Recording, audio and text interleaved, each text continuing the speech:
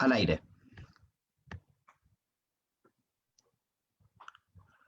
Buenas tardes a todas, todos y todes.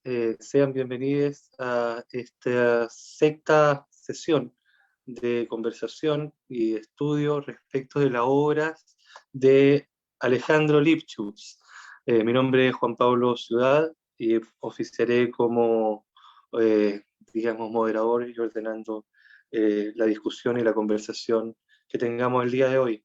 Queremos extenderles un saludo desde el Instituto de Ciencias Alejandro Lipschutz, en particular en la voz de su director César Bunster. En la sesión de hoy nos encontramos discutiendo el problema racial en América Latina y el mestizaje, obra de Alejandro Lipschutz. Desarrollaremos en este día viernes la segunda sesión, continuando con la reflexión que ultimos el día miércoles recién pasado. En esta oportunidad reflexionaremos acerca del mestizaje y la hipocresía racial. Nos acompañan para esta sesión, como todas las sesiones, el compañero Maximiliano Morón, y nos acompaña además los compañeros siguientes. La compañera Calú Pérez, asistente social, que gentilmente nos acompañará conversando y dando sus observaciones y valiosos comentarios sobre la obra. La compañera Valentina Millalango, quien es presidenta de la Junta de Vecinos Víctor Domingo Silva, miembro del COSOP, y del Consejo de Salud, del consultorio Víctor Domingo Silva de la comuna de Coyhaique. Y también gentilmente nos acompaña el día de hoy el compañero Fernando Arias, quien es trabajador y funcionario municipal de la comuna de Rancagua. Para partir, quiero darle la palabra al compañero Maximiliano Morón.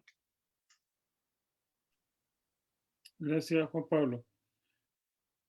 Lo que hoy día entonces vamos a tener en consideración en esta sesión es que es el capítulo sexto de este libro, que se llama El problema racial en la conquista de América y el mestizaje. Ese es el título completo, un título largo, y este capítulo se titula El mestizaje y la hipocresía racial. Aquí tenemos el libro, está disponible en internet, en Memoria Chilena en particular.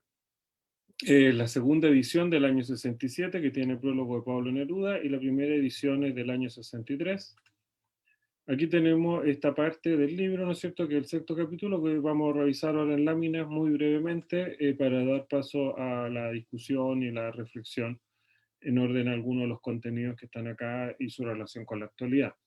Entonces tenemos acá que está dividido en una parte que se denomina A, hombres de bien que no conviene llamarlos mestizos e indios. Lo que está haciendo alusión a este título es a la población indígena o mestiza que es tratada como población blanca. Luego hay una letra B que es el mestizo Martín Cortés, que como sabemos es el hijo del conquistador mexicano, y que es mestizo pero es tratado como blanco. Eso es un ejemplo de lo anterior. Y ahí se hace, Lipschutz lo que hace, ¿no es cierto?, es que recoge antecedentes históricos de los cronistas de la colonia y otro tipo de antecedentes para más o menos ir trabajando esta tesis que es la que encuadra este análisis, que es lo que se denomina la mutación étnica, o sea, como alguien que pertenece a un grupo étnico transita a otro, y como eso en cierto modo en la cultura latinoamericana, porque estamos hablando de América Latina en general, no estamos hablando de Chile en particular, genera un fenómeno que se denomina hipocresía racial, o sea, en el sentido de que se asume que alguien tiene, por decirlo así, rasgos que en realidad no tiene, porque como se movió de grupo, obviamente no es que se esté moviendo de rasgos, ¿no es cierto?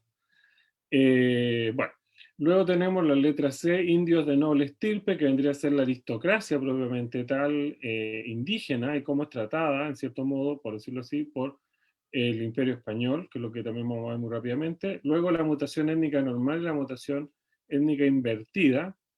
Vamos a ver qué significa eso, muy brevemente. Y luego hay dos capítulos sobre Gonzalo Guerrero.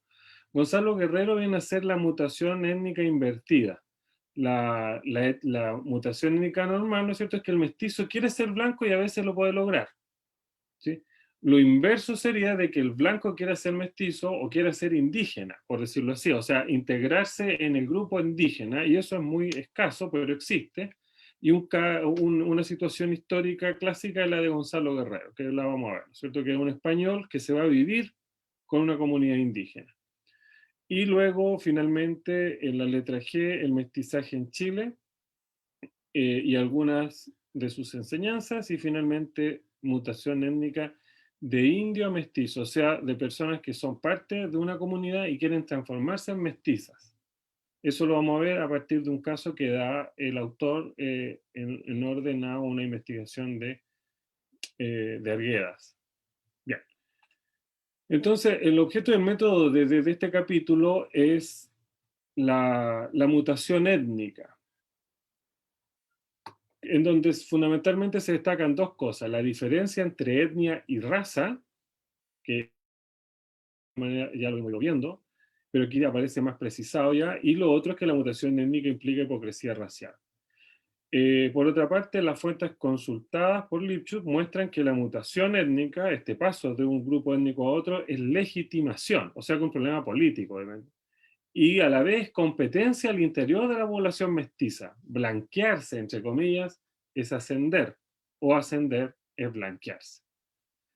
Y por lo tanto, más o menos esos son los términos generales de lo que vamos a estudiar ahora de un modo muy breve. La mutación étnica, dice Lipschutz en este capítulo, es el paso de un individuo de un grupo étnico y de ciertos caracteres raciales a otro grupo étnico en los cuales predominan caracteres raciales distintos a los de ese individuo.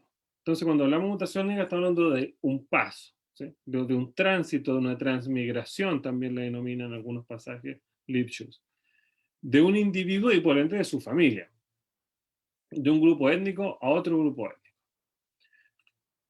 Entonces, en el grupo étnico al que llega, obviamente pueden haber rasgos físicos que son predominantes, ¿sí? Y que no necesariamente son los del individuo que está migrando. Y entonces, a partir de esta definición, Lipschutz, en esta parte del libro, ¿no es cierto?, que estamos analizando, destaca estos 5 puntos, ¿sí?, respecto a la mutación étnica. Uno, los hechos lingüísticos griegos, o sea, está hablando en términos de las palabras etnos y genos, o genos. Los hechos lingüísticos griegos nos dejan duda alguna de que etnos es una noción de orden social, mientras que genos es una noción de orden biológico, ¿sí? En particular, a la vez cuando decimos acá genos o genos, estamos hablando de los rasgos físicos hereditarios, porque en lo genético también está lo psicológico. Aquí estaba hablando solo. ¿Por qué? Porque evidentemente en nuestro trato como seres humanos, nosotros lo que aparece visible, lo que aparece como aparente, ¿no es cierto?, es lo que aparece como objeto de discriminación, ¿no es cierto?, y particularmente el rostro, como ya hemos visto, ¿no es cierto? Rasgos físicos hereditarios, por ejemplo, también son los tobillos, pero nadie discrimina a otro por sus tobillos, ¿no es cierto? Es por lo que vemos en la cara, ¿sí?, fundamentalmente. Pero lo que está diciendo entonces aquí es que desde el punto de vista etimológico, por eso dice hechos lingüísticos, ¿no es cierto?, siempre hay una diferencia, dice Lipschutz, entre etnia como una cuestión social, o sea, como un grupo, y genos como un grupo biológico. ¿Sí? Eso es lo que vamos a ver ahora, en este segundo o tercer punto. Y más que eso, como ya hemos dicho, la mutación étnica es posible porque un mismo grupo étnico se puede componer, y en la mayoría de los casos se compone de diversos grupos raciales. O sea, lo que manda evidentemente acá es lo social, pero no obstante, en ese grupo podríamos encontrar diferentes grupos de rasgos físicos predominantes. Tercero, la resistencia que con frecuencia se opone contra la mutación étnica obedece exclusivamente a condiciones de orden social, evidentemente. Cuarto, es verdad que la etnografía clásica, como la define el diccionario de la lengua española de la Academia, se ocupa también de las razas, pero de hecho la etnografía procede así solo en cuanto la composición racial de los grupos étnicos, o el genos en el marco del etnos, puede plantear problemas de orden social. El estudio de las razas como tales cae fuera de la cae, perdón, como tales cae bajo la competencia de la llamada antropología física. O sea, esto es sumamente interesante porque lo que está planteando, ¿no es cierto?, es que en el fondo todo se resumiría en la frase que está entre los guiones, ¿no es cierto? El genos en el marco del etnos. O sea, dice, la etnografía procede así solo en cuanto la composición racial de los grupos étnicos, o sea, los grupos raciales que hay dentro de una misma etnia, entendiendo por grupo racial, ¿no es cierto?, que aparecen rasgos físicos predominantes. Por ejemplo, en el caso de Sudamérica, por ejemplo, en Chile, eso no aparece fácil de distinguir, a diferencia del Caribe, por ejemplo, donde hay una población africana, en donde, digámoslo así, el mestizo que has llamado mulato, ¿no es cierto?, se distingue evidentemente con mucha notoriedad, ¿sí? Así como también la persona de piel oscura, etc. Entonces, sin embargo, es el punto que en una misma etnia nosotros podemos encontrar, por ejemplo, en el Caribe, un predominio de rasgos que podríamos denominar mulatos y de rasgos negroides.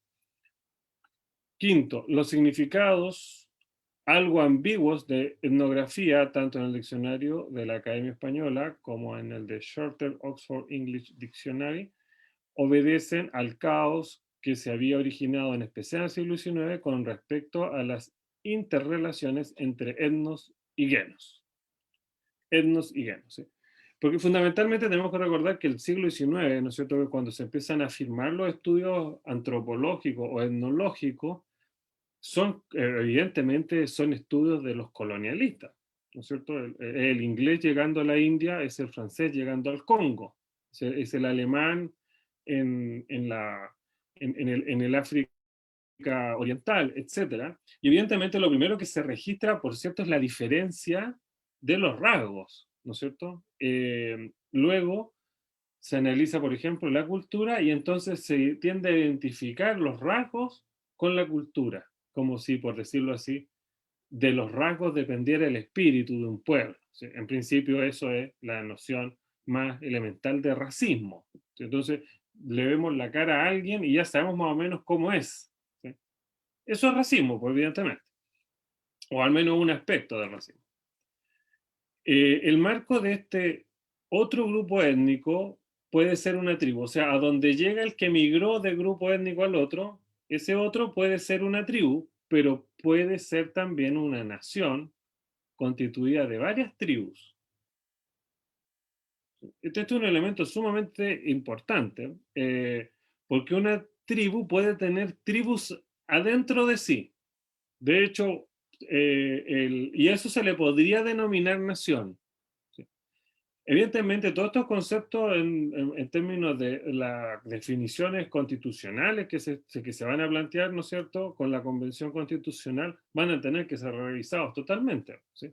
Y en ese sentido, es oportuno entonces esta cita de Lipschutz, ¿no es cierto?, en orden a que una tribu puede tener adentro de sí otras tribus. O sea, una etnia puede componerse de distintas etnias. Eso sería en lo social, porque a la vez esa etnia podría tener distintos grupos raciales. Esto es como lo que, digámoslo así, se enreda, por decirlo así, es lo que estamos tratando de despejar. Etnos es una noción general, mientras que tribu y nación son nociones sociológicas especiales, dice Lipschutz. Por esto debemos dar preferencia al término mutación étnica. O sea, porque lo está diciendo en una polémica con otro pensador que decía que era mejor decir mutación nacional. Entonces Lipschutz está diciendo que el problema de nación es que nación podría ser un grupo de etnias o pequeñas naciones. Por eso prefiere lo genérico, que es étnico, ¿sí? Y no nacional. Porque también se podría decir tribal, palabra que en nuestro país es considerada, se aplica a un modo despectivo, ¿no es cierto? No es decir, alguien es de una tribu, como que se está pensando, ¿no es cierto?, en gente rudimentaria, cosas así, ¿no es cierto? Lo que obviamente en términos etimológicos es un error. No sé, la palabra, por ejemplo, el derecho tributario, tribunales de justicia, se está usando la palabra tribu, ¿sí? Pero generalmente en el en la cotidianidad, al menos chilena, no, eso como que pasa medio desapercibido. Entonces usa la palabra tribu en un sentido peyorativo, si bien no lo tiene en modo alguno. Mutación étnica normal. Es el individuo entonces pasa del grupo mestizo o indígena al grupo blanco. Este es el punto ya histórico en el cual Lipschutz está entrando en esta parte del libro. Según las tendencias sociales que predominan en la vida social de la colonia. O sea, ¿por qué es normal esta transición de un individuo y su familia desde el grupo mestizo o indígena al grupo blanco? Porque la tendencia social que predomina, que obviamente tiene un carácter de clase, ¿no es cierto?, hace que lo deseable sea lo del blanco, ¿sí? Y por lo tanto, el mestizo aspira a ser blanco, ¿sí? En parte eso, evidentemente, nosotros lo tenemos hasta el día de hoy como pueblo chileno, ¿sí? ¿No es cierto? Por ejemplo, esta obsesión de querer ser clase media, ¿sí? Que no hay pobre prácticamente, ¿sí? Es muy escaso. En general, todos nos consideramos de clase media, como si, digámoslo así, decir soy pobre fuese algo que nos denigrara. Y por otra parte, por ejemplo, en Santiago de Chile, que se da esto de que las personas, ¿no es cierto?, la élite vive cerca de la cordillera, ¿no es cierto? Y literalmente en ese eje hacia la cordillera, si uno baja a la vez, la gente se va poniendo más morena. En la que vas tú subiendo se va poniendo más blanca, incluso rubia. En Chile, esto me refiero particularmente en Santiago, con una ciudad tan segregada, es muy notorio esto que se está aquí planteando Lipschutz en los años 60. Y por otra parte tendríamos esta mutación étnica invertida, excepcional, porque ella está en pugna con la tendencia predominante.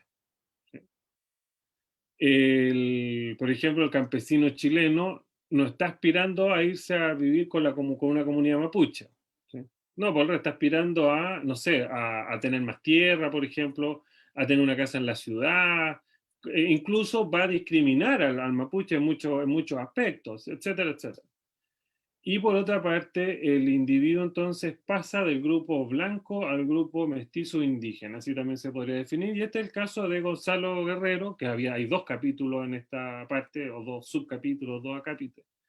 ¿No es cierto? No podemos entrar en eso porque es una historia un tanto larga, Lipschutz da muchos antecedentes, pero abreviando, ¿no es cierto? Este Gonzalo Guerrero con otro español, que es Aguilar, naufragan en el Yucatán en 1511, quedan perdidos, por ejemplo, se separan de la tropa de Cortés, ¿no es cierto?, hasta 1519, que es cuando los vuelven a encontrar.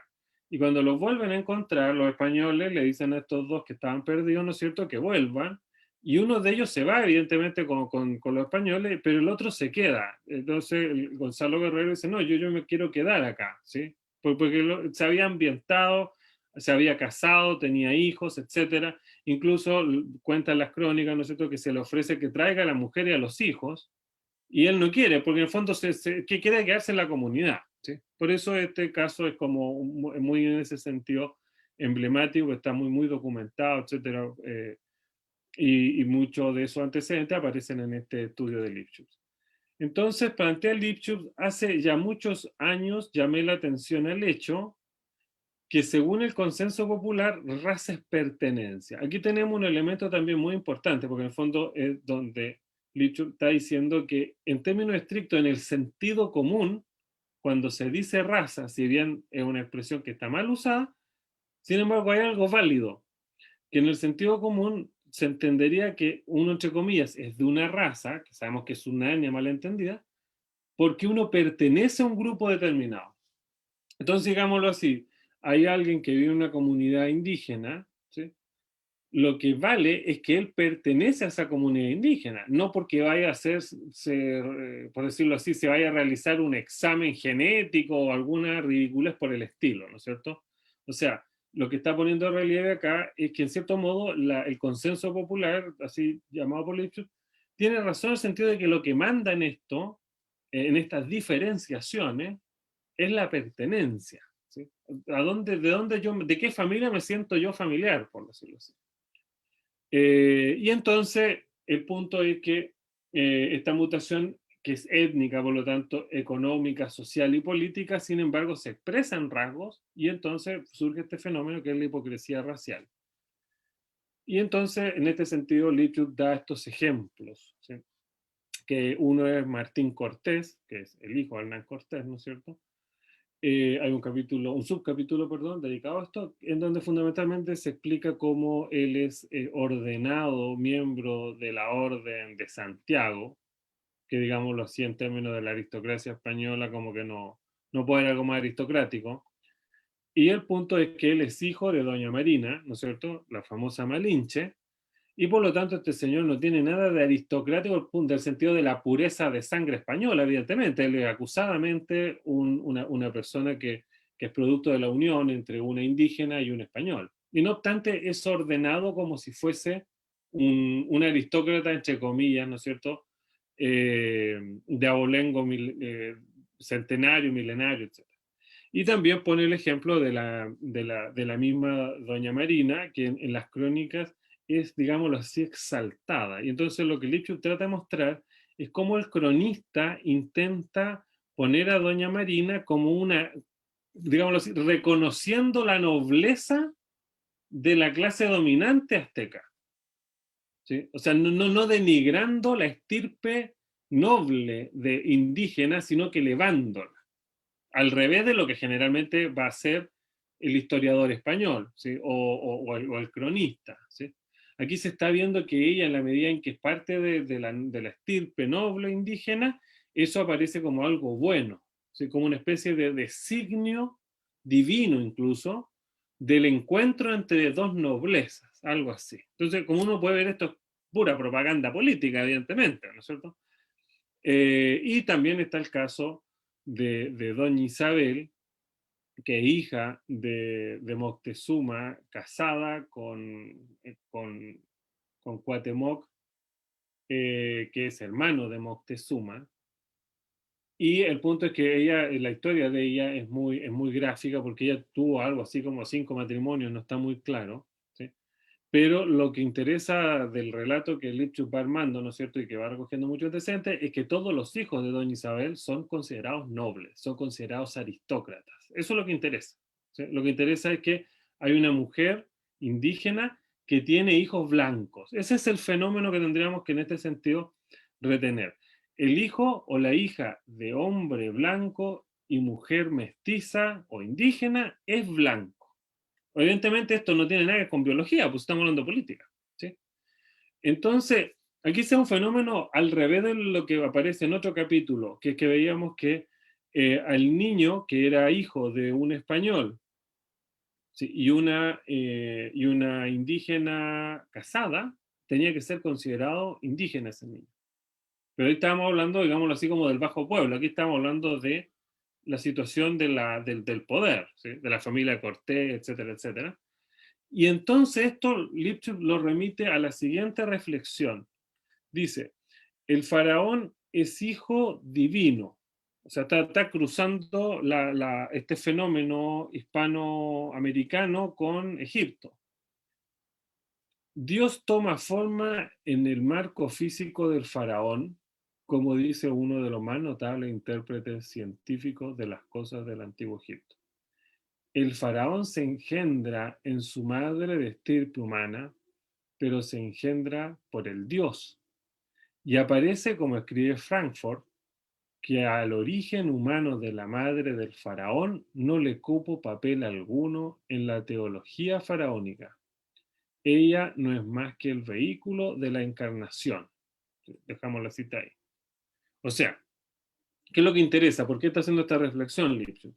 Porque evidentemente la mujer aparece como una especie de vasija, ¿no es cierto? Que es una expresión también más o menos muy cercana a la que usa Aristóteles, ¿no es cierto? Entonces lo que manda acá, quien participa, digámoslo así, del carácter étnico que va a tener el hijo o la hija, es el hombre exclusivamente. ¿Sí? Y la mujer aparece como no participando de la genética del hijo o de la hija. Eso es la parte más interesante, ¿no es cierto? Entonces aquí se ve cómo esto es una cuestión puramente política, ¿sí? Y por lo tanto, como la discriminación racial y etcétera, es una cuestión absolutamente política. Entonces, en este ámbito, lo que habría que destacar es que hay una similitud también, por cierto, muy acusada con el mito judeo-cristiano. O sea, en el sentido de, ¿no es cierto?, de que hay una madre, un padre, y el hijo es más hijo del padre que de la madre, ¿no es cierto? La madre no determina nada, ¿sí? Y así, etcétera, ¿sí? ¿No es cierto? O sea, podríamos nosotros esto, obviamente, desarrollarlo con mucha más extensión, porque obviamente aquí hay una visión de género, evidentemente, en todo esto, y de la propiedad, de la fertilidad, etcétera. Bueno, nuestra hipocresía racial, o sea, la situación esta de que, de que hay una mutación de un individuo, de un grupo étnico al otro, ¿sí? Y entonces el otro es tratado, digámoslo así, como si tuviese rasgos que evidentemente no los tiene, o es blanqueado, en el caso de lo que estamos viendo ahora, no es más que la prolongación de mitos milenarios, dice Lipschutz, al servicio del grupo o clase señorial, ¿sí? O sea, se supone aquí evidentemente una cuestión de clase, ¿sí?, que está, digámoslo así, subyaciendo en esto que pareciera un problema puramente étnico y que a la vez tiene una apariencia que pareciera ser racial, ¿sí? O sea, podríamos decir de otra manera que la discriminación racista en última instancia no es racial. Esa sería la primera cuestión, ¿no es cierto? Es política. Hoy, en nuestros días, dice Lipschutz, ya se podría llamar la discriminación social por su propio verdadero nombre, sin trocarlo con astucia en discriminación racial. Llegamos a este estado de cosas por la fuerza de las circunstancias, justamente por la fuerza del mestizaje. O sea, ¿por qué no hemos demorado, está diciendo Lipschutz en otras palabras, a aceptar el hecho de que la discriminación racial no es más que una manifestación de lo real, que es la discriminación social? O sea, eh, las relaciones sociales que se derivan, por lo tanto, de la propiedad y la producción, ¿sí? ¿Por qué nos demoramos en esto? Nos demoramos porque somos mestizos, ese es el punto. Porque este problema no nos resulta indiferente al punto de vista de nuestra identidad individual y colectiva. Entonces, en este sentido, la fuerza de la circunstancia es la fuerza del mestizaje, ¿sí? Y en el, digámoslo así, reconocer cuál es el fenómeno. Entonces se da esto como una suerte de obsesión, a veces muda o soterrada, a veces expresa. ¿Cómo distinguir al indio o al mestizo chileno, dice Lipschutz, del blanco? Dice que una clasificación vaga, evidentemente, da el ejemplo del caballero, o sea, de que una persona con determinados rasgos es asumida como caballero porque, por ejemplo, anda con terno, o porque, por ejemplo, es odontólogo, por decir algo, ¿sí? Esa misma persona con otra pinta, por decirlo así, o con otra función social, sería tratado de otra manera. Entonces, eso sería el punto específico de la mutación, o sea, cómo cambiaste porque te viste distinto. Y te viste distinto, evidentemente, porque tienes otra función. Por ejemplo, eres odontólogo, vas a tener determinado nivel de ingreso, te vas a ir a determinado barrio, vas a tener determinados bienes, determinado círculo de relaciones, etcétera, etcétera. Y por lo tanto, cuáles sean tus rasgos, vas a ser tratado como miembro de la etnia a la cual se le están dando esas condiciones. El momento actual ya no nos queda otra cosa, en el momento actual obviamente ya no nos queda otra cosa que recurrir a la hipocresía racial. Uno es indio, mestizo o blanco según cómo se lo legitima o él mismo se legitima socialmente. Entonces aquí donde como que se cruzó la lucha de clases, por decirlo así, con el problema, entre comillas, racial, étnico, ¿sí? Y esto ya se convierte en una cuestión concreta. Porque esto, lo que estamos viendo acá, evidentemente, es un problema complejo, porque es concreto, es real, es histórico, ¿sí? Esto afecta a todas las familias, a todos los individuos, ¿sí? De buscar, por ejemplo, esta legitimización, ¿sí? Eh, Dice Lipschutz, creo que no puede haber mejor demostración del dinamismo del mestizaje que la que nos procuran los estudios comparativos sobre los grupos sanguíneos. No podemos, obviamente, detallar esto, o sea, al que le interese, obviamente, lo puede ir a buscar esta página, la 340, donde hay como 5 páginas de exposición respecto al problema de los grupos sanguíneos, ¿sí? Pero lo interesante del grupo sanguíneo, evidentemente, es que alguien podría considerar, entre comillas, población indígena pura que tiene el mismo grupo sanguíneo que se está considerando como puramente blanco, ¿sí? Etcétera. Entonces plantea el hecho de que el grado de mestizaje, volviendo a este problema específicamente social que lo tenemos hasta el día de hoy, el grado de mestizaje es una intriga para fines de discriminación social aplicada a tal o cual competidor en el goce de privilegios clasistas. El grado de mestizaje, o sea, lo menos aindiado posible, sería dicho de otra manera, ¿no es cierto? O sea, en este sentido, todo lo que estamos viendo, esta mutación étnica, supone competencia de los mestizos entre sí, por decirlo así, para blanquearse lo más rápido posible, ¿sí? Y obviamente aquí vemos cómo esto se cenebró con los privilegios clasistas, evidentemente, ¿sí? Las posibilidades de una mutación étnica consumada de indio o mestizo a blanco en Chile, como en cualquier otro de los países latinoamericanos, son tan ilimitadas o tan limitadas como en la mutación de pobre a rico, de peón a patrón, en la sociedad clasista en la cual vivimos. O sea, las posibilidades más o menos limitadas, obviamente al final van a estar dadas por un problema de propiedad, particularmente en términos generales la propiedad sobre los medios de producción. Mutación étnica desde el grupo indígena al grupo mestizo. Y con esto concluimos, ¿sí? O sea, estamos hablando de una persona que es miembro de una comunidad que quiere migrar a ser mestizo, ya no quiere ser indígena, y aquí aparece el caso de Puquio, que fue analizado por Arguedas y es citado por Lipschutz. Esto es una cita de Arguedas tomada por Lipschutz, que dice que todos los hijos de los naturales, es decir, de los indios, se conviertan en mestizos. ¿Quién quiere esto? Los antiguos, los viejos de la comunidad quieren que sus hijos, sus nietos más bien, se conviertan en mestizos, a fin de que las autoridades oficiales y la directiva de la comunidad fueran ejercidas por estos hijos. Porque si esos hijos siguen siendo indígenas, no van a ser los jefes locales. Para ser jefe local tienes que ser mestizo. Entonces, digámoslo así, el abuelo, la población vieja de adulta mayor, lo que quiere es que los jóvenes se hagan mestizos. Dejen de ser runa, dejen de ser naturales, del común, también se le denomina. Tal peligro está siempre presente cuando se efectúa una transculturación, dice Lipschutz. Y tanto mayor es este peligro al tratarse de una transculturación hacia la cultura del conquistador señorial, que es nuestro caso hispanoamericano. Contra una semejante desculturación no hay otra defensa más que trabajar incansablemente en favor de una revalorización de los elementos culturales autóctonos indianos.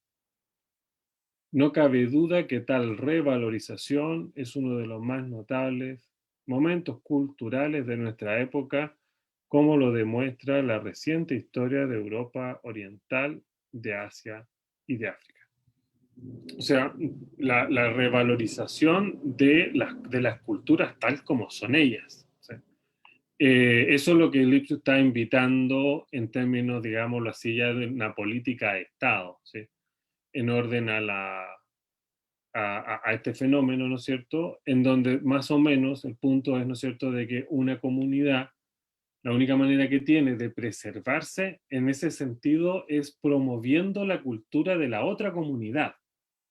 ¿Sí? Eso no tiene por qué ser una cuestión conflictiva per se, es conflictiva a partir de la economía, es conflictiva porque hay un problema de propiedad, porque hay un problema de producción, porque las comunidades están divididas en clases, etcétera, etcétera. Bueno, Juan Pablo, con eso entonces concluimos la exposición de esta parte de este libro de Alejandro Lipschutz. Muchas gracias, Max. Quisiera ahora, a continuación, iniciar el bloque de conversación, de reflexión colectiva respecto a los pasajes estudiados y compartidos por Max. Y para eso quiero dar en primer lugar la palabra a la compañera Calú Pérez.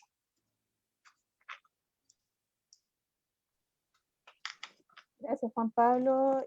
Saludar a Max por la presentación que hizo, saludar a los otros panelistas que están presentes, Fernando y Alonso que se incorporó. Mira, la verdad es un texto que a uno no deja, es imposible no relacionarlo con el Chile actual en el que estamos. Desde los diversos contextos, a mí fue imposible no a llegar a mi niñez con el tema, con este capítulo. Y lo comentaba cuando lo estábamos estudiando, yo vengo de una familia minera, obrera, una familia campesina también, y de cómo los que vivíamos en campamentos mineros, cómo estaba estratificado también el campamento, entre los que eran obreros, los que eran empleados, los que eran ya de jefatura, hasta llegar a los niveles directivos. Y cómo se reflejaba esa necesidad de pasar de un espacio físico a otro para que te identificaran con un grupo determinado y tener una aceptación social dentro de esa misma población que éramos. Al final, al mismo colegio, íbamos a la misma piscina, íbamos al mismo estadio, pero había una diferenciación. Y teníamos que muchos, yo era muy chica, entonces cuando querían llegar a eso, querían llegar a más. Un ejemplo clásico de esto acá, yo soy de Rancagua, es el campamento de Suel, donde además vivían los gringos, que se les decía. Entonces, de cómo ir llegando más arriba, porque más arriba estaban los gringos, estaban los blancos, los de pelo amarillo, donde ir a jugar, para la gente que era en ese entonces, estoy hablando de gente ya hace más de 40 años, 50 años. Y es un fenómeno que hoy día se da todavía, en un tema de clase, sin duda. Tú lo mencionabas, Max, de cómo se va aspirando también a otras cosas. Cuando me acordaba del Coco Legrand y de Bombo Fica cuando dicen, y todos se fueron de Plaza Italia para arriba arrancando de la población, del populacho, y todos llegaron allá, pues. Y cómo ellos se van moviendo de un lado a otro, y cómo todos van también detrás. Entonces, uno no deja caricaturas, que son caricaturas, pero que son el sentir lo que siente la gente de querer aspirar al ser el blanco en nuestro país, porque el que está más arriba es el blanco, es el que tiene esa posición social. Y hoy día, claro, a mí me tocó hacer un curso abierto con el tema de la migración, de estos cursos que tiene la Universidad Abierta de la Chile, donde la profesora María Emilia nos planteaba el tema de esta migración campo-ciudad que se da y que también generó esa discriminación racial, porque estamos hablando de un grupo que si bien somos todos chilenos, pero es un grupo que es el campesinado, que era el peón, que era el que estaba, que estaba a la merced de otros y llega a la ciudad para incorporarse a las funciones que otros tienen y que también generó una discriminación. Entonces, ¿qué es lo que me impresiona? Que es un estudio que hace Alejandro Lipschutz de el mestizaje, de la discriminación racial en los tiempos de la colonia. Ya llevamos cuántos años, cuántos siglos ya que debiéramos haber avanzado y que seguimos pensando en los tiempos actuales de la misma manera, como sociedad. Y como tú lo planteas, es como hoy día nos cuestionamos esto, cómo lo reflexionamos como sociedad, como país, para también conformar una nueva constitución que sea capaz de abordar esta diversidad que somos, esta diversidad cultural, esta diversidad de razas también que somos, esta diversidad de culturas, de los etnos que somos. No somos una raza pura, y tenemos una riqueza también que se ha perdido, una riqueza cultural, porque siempre estamos, uno lo mira en la música, uno mira a ver cómo los otros al otro lado del océano o más al norte escuchan, se visten, tienen modales, es a eso, o sea, cómo no hemos podido superar eso en 500 años de historia, en más de 200 años de independencia, y en esta falta como país de reconocimiento a los pueblos ancestrales, que son los pueblos que estuvieron aquí antes de la llegada de los españoles. Ahí me quedo. Muchas gracias. Muchas gracias, compañera. A continuación, quiero dar la palabra al compañero Fernando Arias.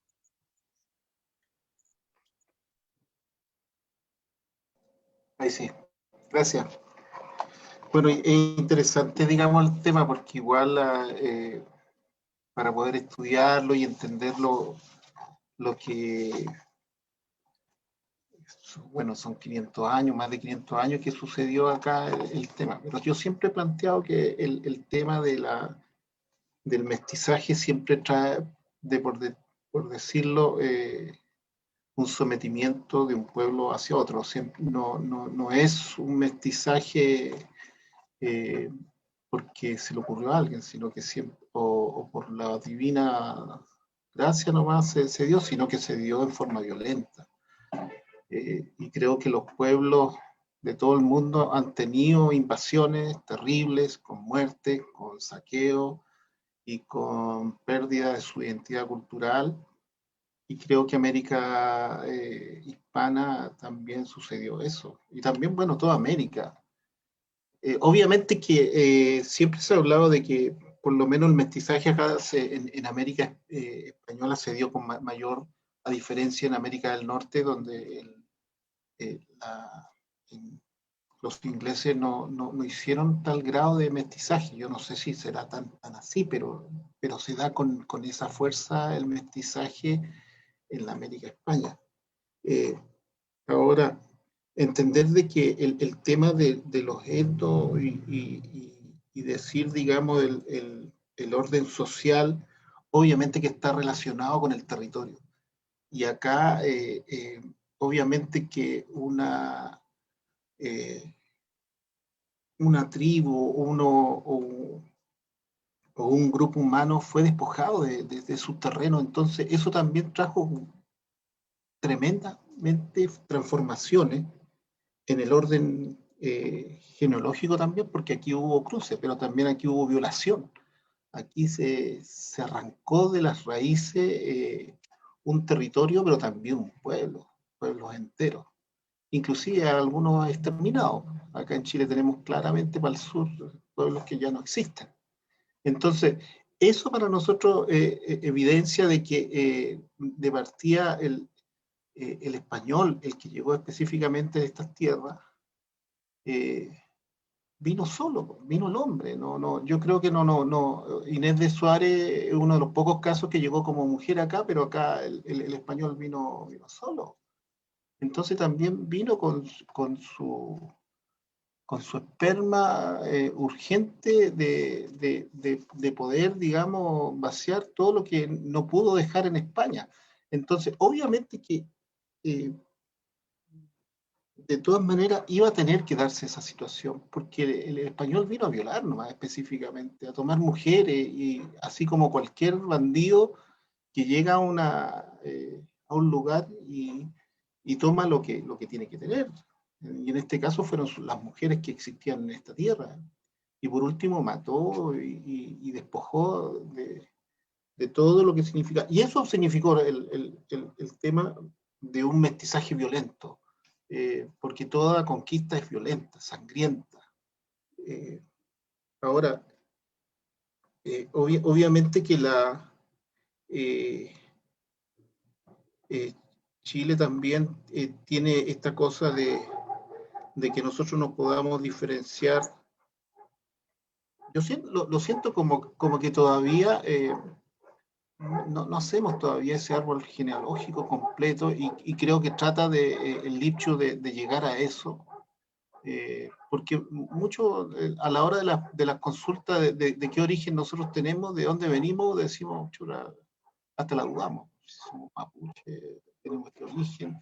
Porque realmente nuestra mezcla genológica, podríamos hablarlo desde el punto de vista, como lo hablaba Lipschutz, de los RH positivos, el RH negativo, o de qué raza realmente somos, si somos morenitos, somos esto.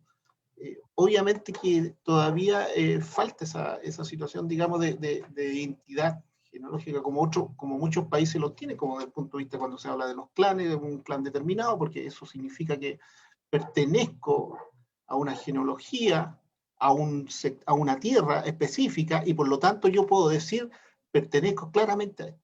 Yo hoy día soy chileno, pero soy chileno dentro de un marco de una tierra, o sea, de Arica, decimos a Punta Arenas, pero de ahí, de decir de qué punto de vista yo soy genealógicamente, a dónde vengo y de dónde provengo, obviamente que hay bastantes dudas por donde yo puedo transitar.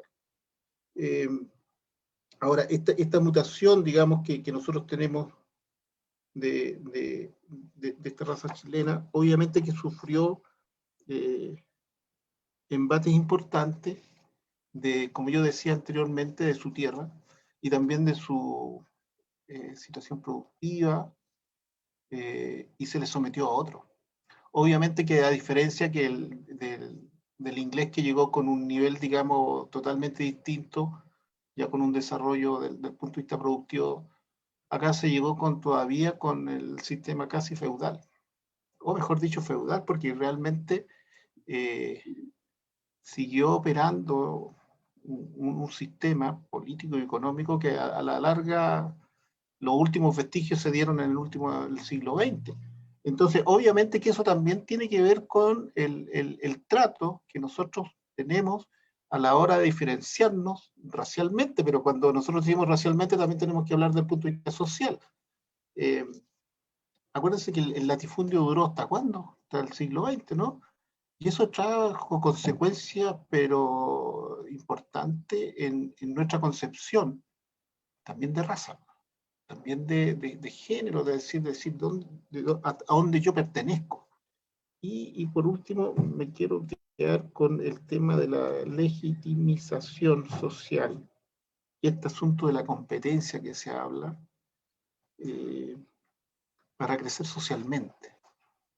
Y obviamente que en aquel entonces, siento y claro, como lo decía Max, cuando se habla de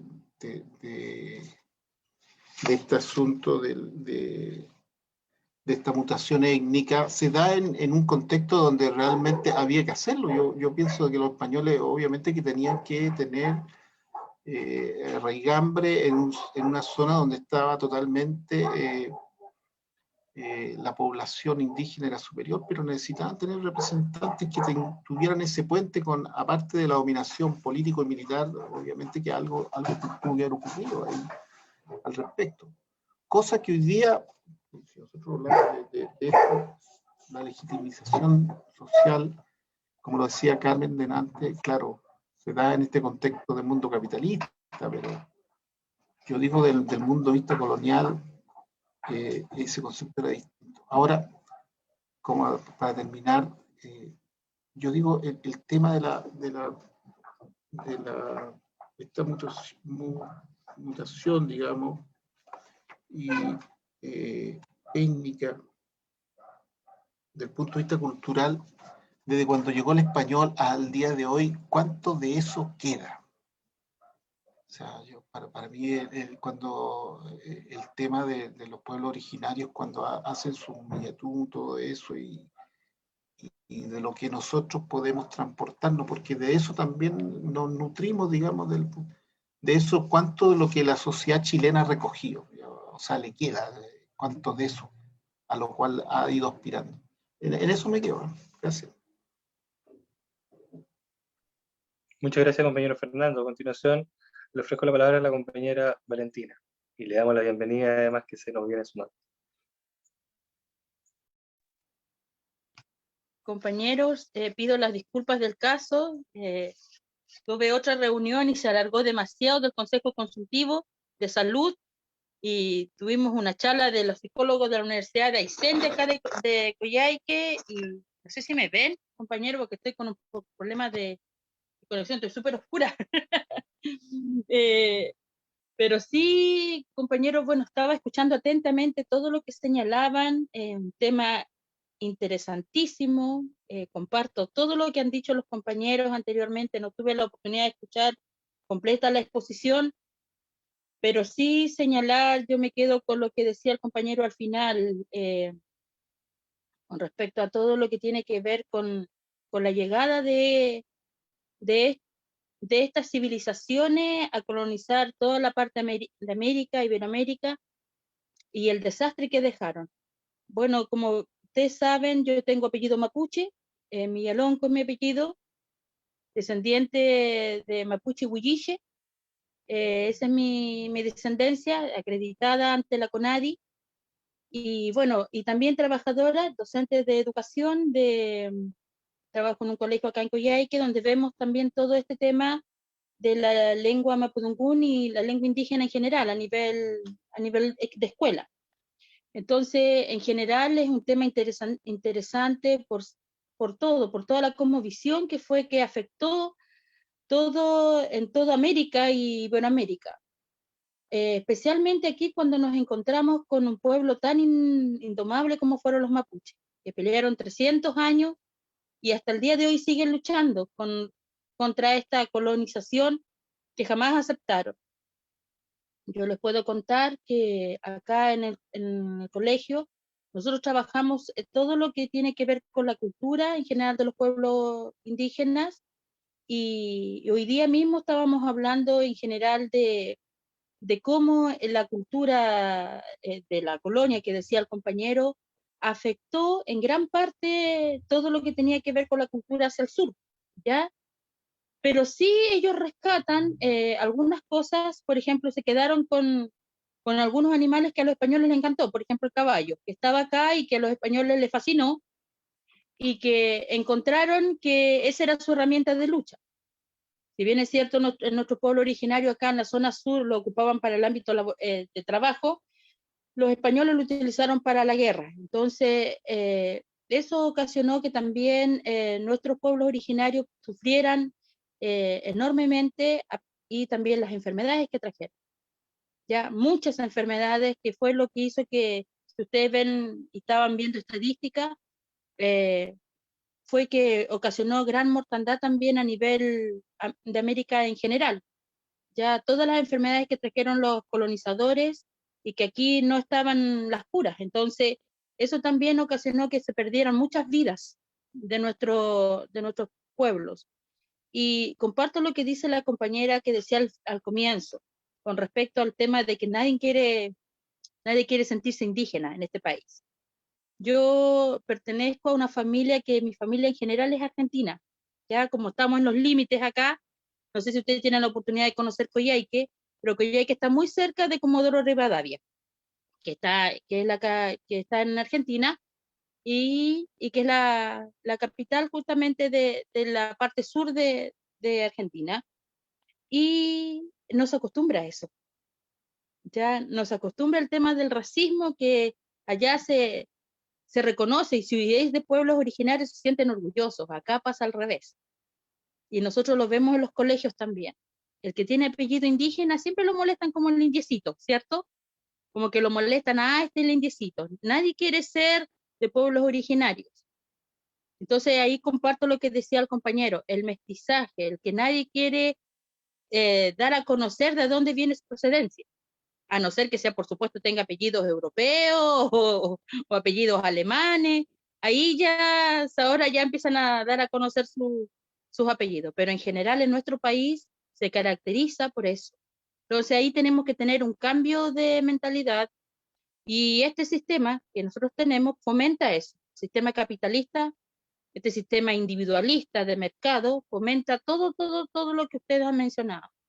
Entonces comparto plenamente, compañero, y agradezco también la invitación, y nuevamente pido las disculpas por no haber podido entrar al comienzo. Muchas gracias. Muchas gracias, compañera Valentina. Si me permiten, quisiera hacer algunos comentarios sobre lo que se ha dicho en la exposición de Max y lo que he podido recoger de algunas de sus opiniones. Lo primero que me llama la atención es que la raza, según Lipschitz, ha sido vista como un espacio o un lugar de pertenencia. Y esta raza es una concepción de etnia malentendida, dice Lipschitz. En ese sentido, lo que podemos concluir es que la pertenencia, desde el punto de vista racial, en Chile y en América Latina, surge necesariamente de una incomprensión y una distorsión. Por lo tanto, todo lo que surge y todo lo que se cimienta con posterioridad, todo lo que se construye con posterioridad a eso, está, digamos, por así decirlo, corroído, porque su base, conceptual es errónea. Es errónea primero porque es una concepción de etnia malentendida, y por lo tanto es una concepción de pertenencia que alude a un lugar que no existe, o que en estricto rigor no es el que genera la diferenciación social, sino que, como dice Lipschutz, la diferenciación es precisamente por fenómenos propiamente sociales, que toman apariencias de raciales para efectos de la división del trabajo, para efectos de la distribución y la clasificación de los distintos estratos sociales en América Latina. Me parece que eso es importante, pues en Lipschutz habría un cuestionamiento a la idea de la pertenencia, ¿no?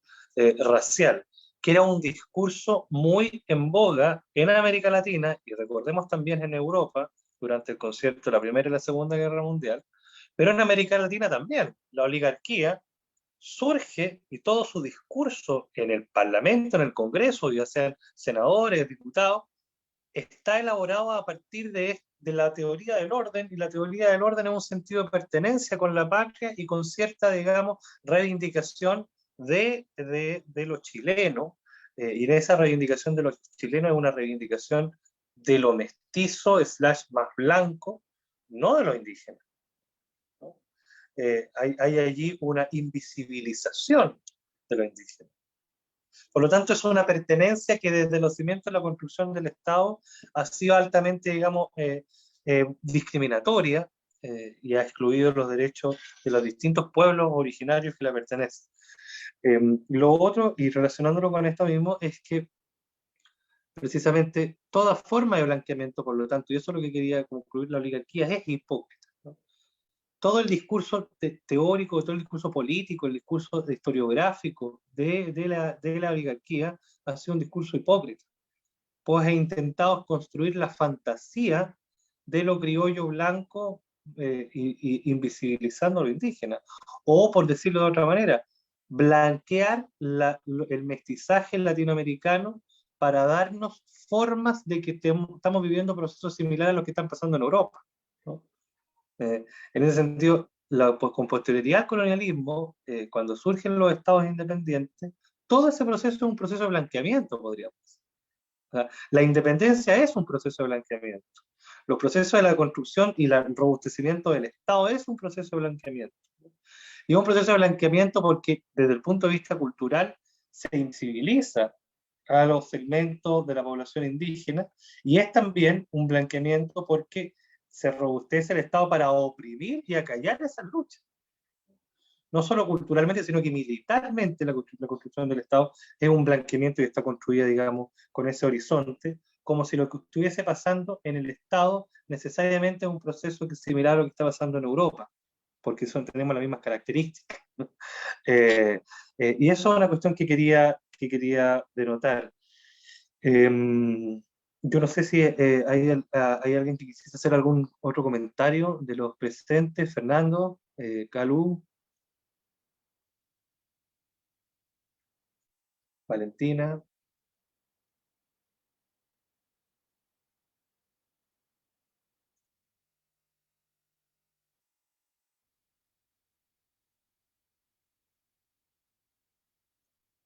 Fernando tiene ganas de opinar, ¿no?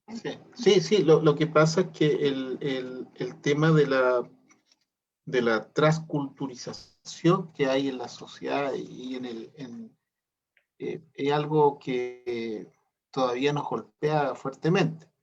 O sea, nosotros como nación independiente, uno dice, bueno, nunca pudimos tener una identidad propia a partir de la independencia chilena, porque ya en los 300 años fue de constante sometimiento a una idea europea, que en este caso era la española. Sometía también, yo por lo menos no tengo claro, bueno, yo no soy estudioso al tema, pero algo estudiado, pero por ejemplo, el tema del mestizaje se habrá dado en los tiempos cuando no existían los españoles, cuando estaba entendiendo de que aquí los incas llegaron hasta cierta parte de Chile y tuvieron, de qué manera fuese ese sometimiento, digamos, desde el punto de vista cultural, étnico, racial, en fin, con todo lo que tenga que ver, a raíz de lo que viene una nación más poderosa, con instrumentos de mayor envergadura, con una tecnología que permitió, digamos, barrer con realmente culturas tan importantes como la azteca, la maya o la inca, y después someter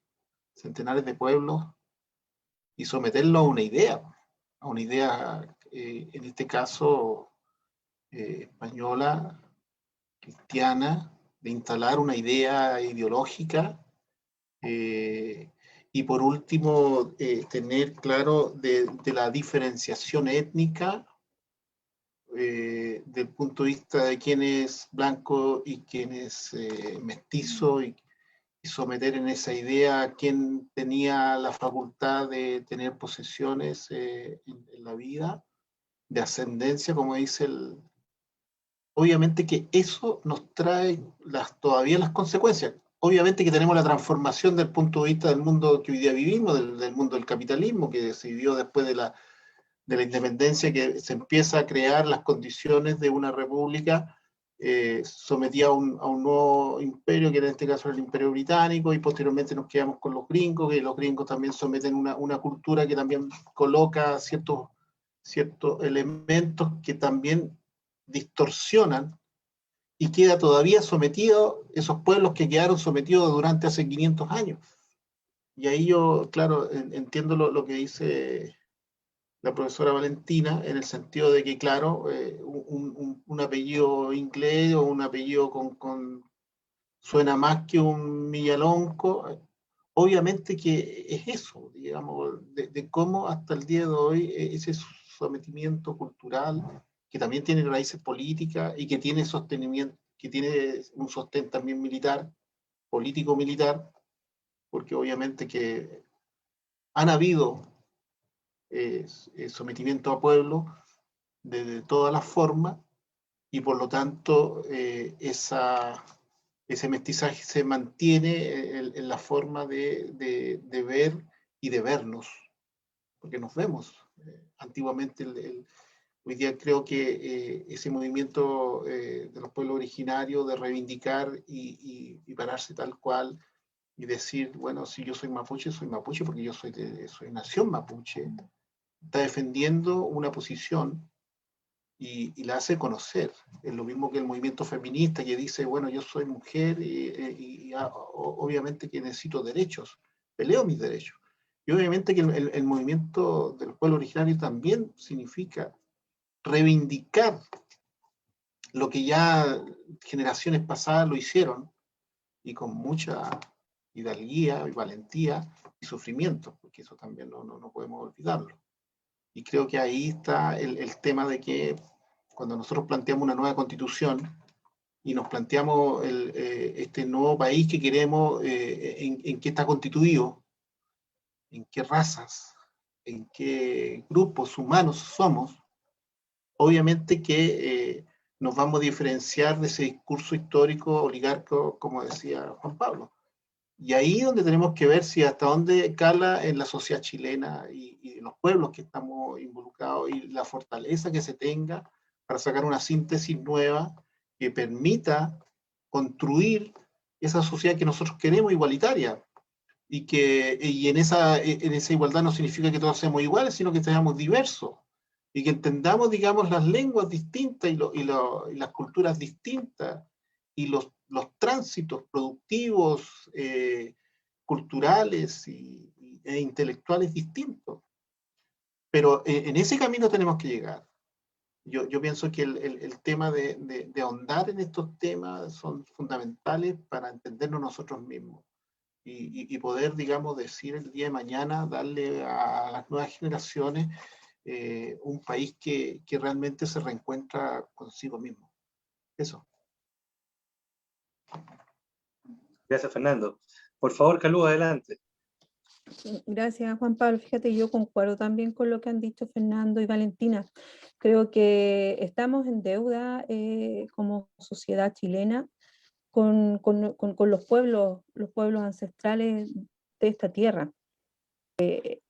hoy día incluso los discursos lo dicen, si uno ve los medios hegemonizados, el mapuche que sigue sometido es el mapuche bueno, el resto son los terroristas, son los que quieren hacer de este Chile dos países. Y un sinfín de descalificativos frente a la causa reivindicatoria de los pueblos originarios. Y si el tema pasa también es cómo sociedad también tomamos conciencia colectiva de esta deuda que se tiene, o sea, de poder mirar cómo que esto, cómo podemos, no podemos borrar la historia, con la historia construimos presente y futuro, pero cómo podemos en el fondo llegar a este cambio cultural que nos permita de alguna forma terminar con esta hipocresía racial, de terminar con la necesidad de que nos quieren hacer creer que de esta forma, asimilándonos al blanco, es el bueno, es el que tiene su espacio en esta sociedad. Cómo de poder aprender a convivir en esta diversidad y también asumirnos parte de este origen indígena que también tenemos, o sea, somos mestizos. Algunos querrán tener la piel más blanca, el pelo más claro, no lo sé, pero también tenemos sangre de los pueblos originarios en nuestros cuerpos y no somos puros. Entonces, ¿cómo nos asumimos con esa historia real? Con esa conciencia también de clase, de mirarnos con conciencia de clase, no mirar el origen para poder construir futuro. Yo creo que es la forma y creo que sí, como sociedad tenemos esa deuda pendiente, insisto, de cómo hacer conciencia colectiva de esta deuda que tenemos con los pueblos, de que ya no podemos seguir sometiéndolo a lo que es la cultura occidental, a la cultura del imperio, a la cultura del consumo y a tantas otras, hacernos creer que es lo mejor y lo ideal para este país. Ahí me quedo. Muchas gracias, Calú. Valentín, no sé si quisiese agregar algo más. Sí, solo señalar que lo que dice la compañera tiene mucha razón.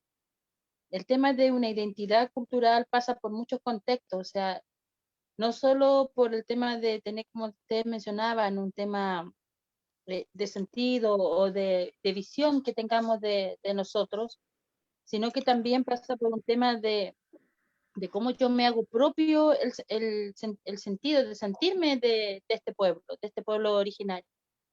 A nosotros como acá bueno, nosotros tuvimos muchos años luchando para que viniera la CONADI a nuestra ciudad, porque no estaba el PIDI nomás, no existía la CONADI acá en nuestra ciudad, por ser una región tan extensa, y porque no había el cierto porcentaje de personas acreditadas como pueblos, dentro de los pueblos originarios, dentro de los huilliche o mapuche, también gente también que había venido a poblar el del norte, Aymara, y hasta Atacameño. Pero en sí nos encontramos con una sorpresa de que cuando empezamos a hacer el trabajo como asociaciones, empezar a buscar las raíces, como ustedes lo mencionaban, nos encontramos que sí, que cumplíamos con todos los requisitos y se logró tener la CONADI aquí y la tenemos ahora en nuestra ciudad y en nuestra región.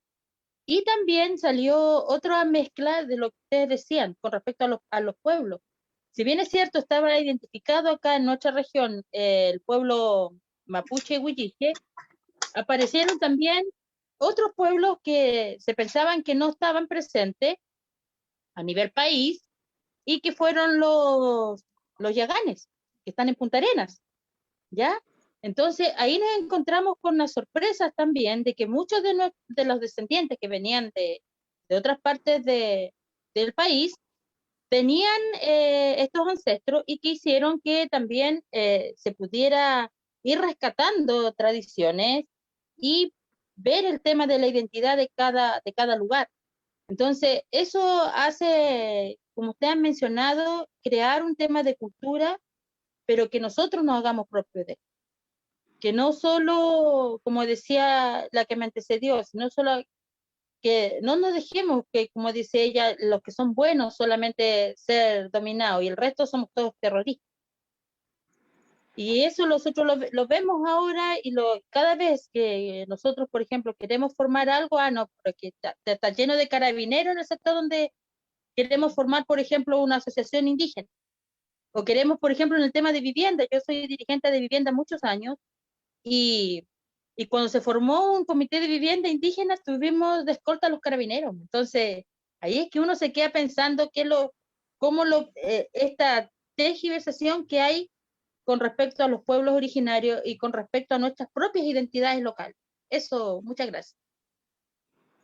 Muchas gracias, compañera. Bien, yo quisiese finalizar la sesión de hoy,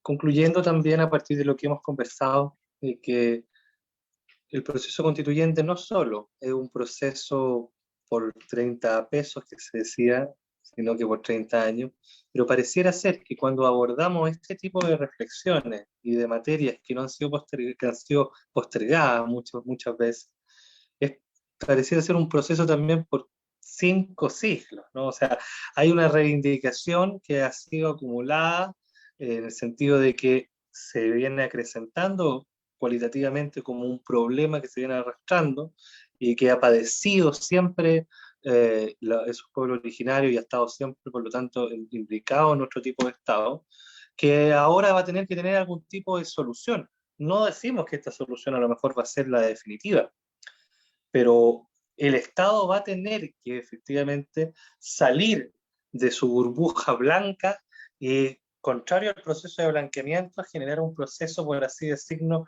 de multicolor, ¿no? Queremos un Estado y una Constitución en tecnicolor, donde aparezcan todos los colores que configuran efectivamente nuestra sociedad y nuestro territorio.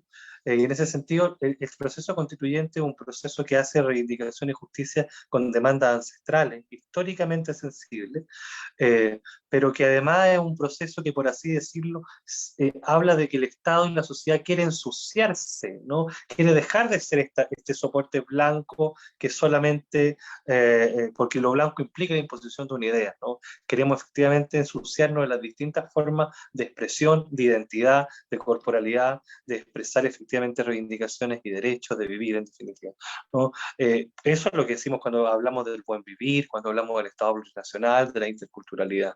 Pareciera ser que esos son los caminos, y que bueno, que hayamos podido fortalecer estas reivindicaciones a partir de las lecturas de Alejandro Lipschutz, ¿no?